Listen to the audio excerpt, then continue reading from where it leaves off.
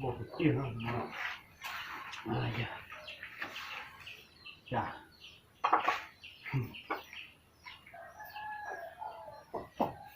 มันก็มดพัวนะมดพัวนิดหน่อยไหลโยเนาะ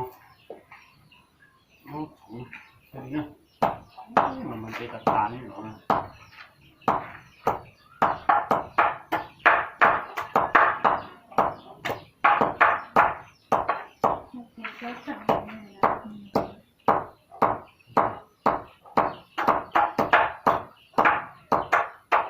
มีตรงนั้นหน่อยแค่นี้หน่อยจะเยอะจะเจ็บหัวนะมุดจะมาตลอดตรงนี้นะตรงนี้ทำไมอ่ะ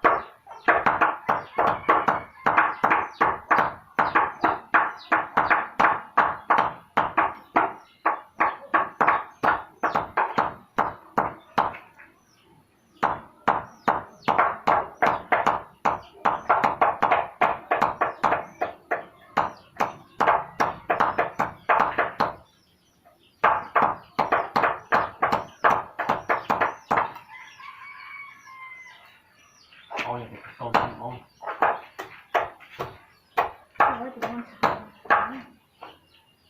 เมา